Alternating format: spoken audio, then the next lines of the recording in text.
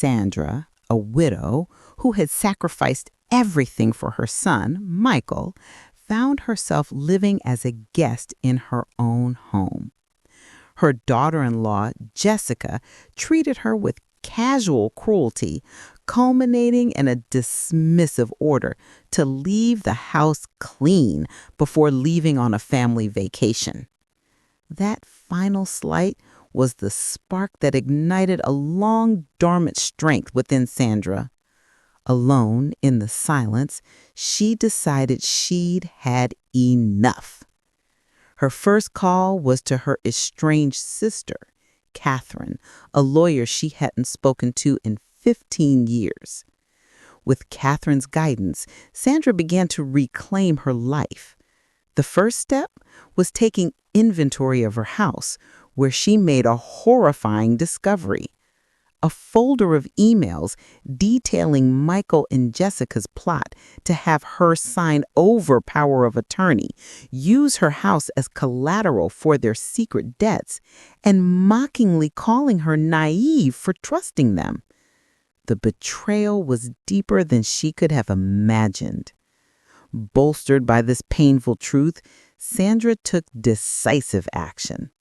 She changed every lock, secured her finances in a new bank account only she could access, and installed security cameras.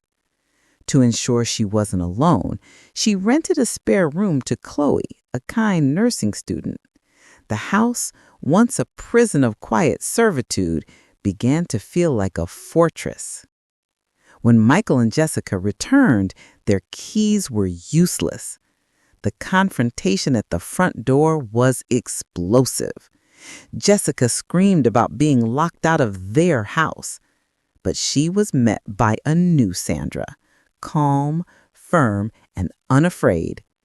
She told them their things were packed and they had to leave, revealing she knew about their scheme. In the weeks that followed, the couple launched a vicious smear campaign, telling family and friends that Sandra was mentally unstable and being manipulated. The fight reached its climax when Sandra's grandson Leo ran away to her house.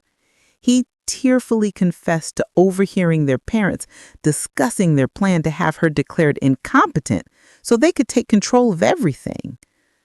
Armed with this final, heartbreaking proof, Catherine arranged a meeting. Faced with undeniable evidence of his financial deceit, fraud attempts, and emotional manipulation, Michael finally broke down. He confessed everything, apologized to his mother, and announced he was divorcing Jessica. Sandra forgave her son, but established firm boundaries.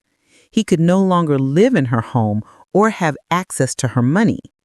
Michael got a job, rented a small apartment, and began the slow process of rebuilding his life and his mother's trust. Sandra, free from the weight of their entitlement, opened a small craft workshop in her garage. Surrounded by new friends and the unconditional love of her grandchildren, she wasn't just the owner of her house again. She was the owner of her life.